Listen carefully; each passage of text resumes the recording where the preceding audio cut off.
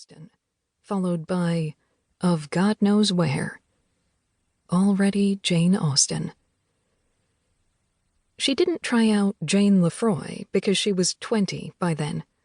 Moreover, as soon as it was noticed that the two of them were dancing together so much, and when not dancing, sitting together in gales of laughter that evinced even more dangerous a meeting of the minds, engaging, in fact, in everything most profligate in the way of dancing and sitting down together, as she would write in the kind of teasing letter with which she would transmute bitterness all her life, the young man was sent away at once, before Christmas.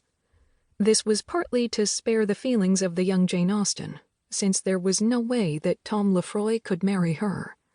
She was too poor. And he, too, had no money, though what he did have were a mother and sister to support.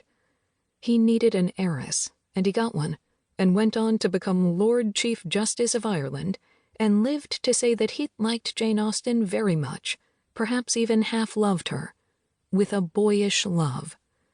But marry her, no, he couldn't. None of them could. She wasn't pretty enough for a man to lose his head over, and she didn't bring enough of anything else to the table. No title for a rich man, no money for a poor one. Her sister had gotten engaged. It has been said that she was prettier. Maybe she was. We have a straight-on sketch of Jane Austen, but only a profile of her sister Cassandra. The only description we have is from some nieces who laughed at them, the two girls, as the family called them, in their matching caps. Quite dismissive, with no understanding of what it meant to be wearing matching caps. That two caps had to be cut from the one piece of cloth that could be afforded. Or even what it meant to wear a cap at all, that one had no lady's maid to fix one's hair, that one had to resort instead to the expedient of pulling on a cap, that one was an old maid. Though before Cassandra Austen was an old maid, she was a fiancée, engaged to a lovely young man who also had no money but had secured a living, as they say in the books of the day, as a country parson. This meant he was attached for life to a village church, chosen and supported by the local nobleman, and given what looks to us today like a very nice house.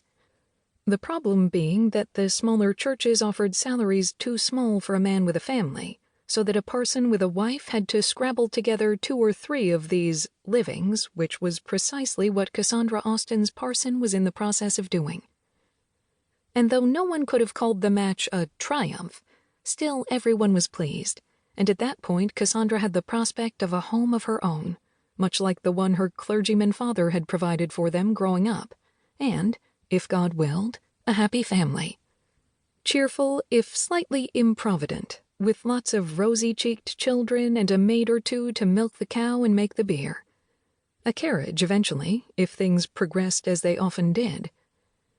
Which looked to be the case, since the nobleman who supported the fiancée's living then invited him to come along as ship's chaplain when he went out to the West Indies to suppress a slave rebellion. This boded well for the young man's future, and the Austens took it as a very good sign. The problem being that there was yellow fever in Saint-Domingue, as Haiti was then called, and he caught it and died. Cassandra Austen got the news months later by tattered letter.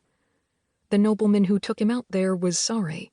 He hadn't known the young man was engaged to be married. If he had, he never would have asked him to come on such a risky mission, he wrote.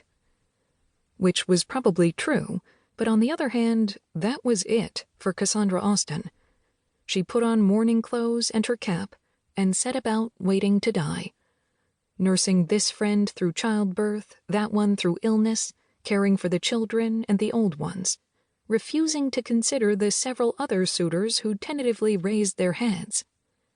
Maybe she nurtured hopes of reuniting with her young man in heaven. But at least in this life, she had had her invitation. Someone had at least asked her. Though she hadn't in the end married, she had not walked the long and lonely road entirely alone. But Jane, not at all pretty, an older cousin dismissed her. A neighbor remembered a girl, slight and elegant, but with cheeks a little too full for her face. Her best feature seems to have been her fine eyes. To keep listening to this audiobook, I've left you a link in the description so you can do it, at no cost thanks to Audible's 30-day free trial.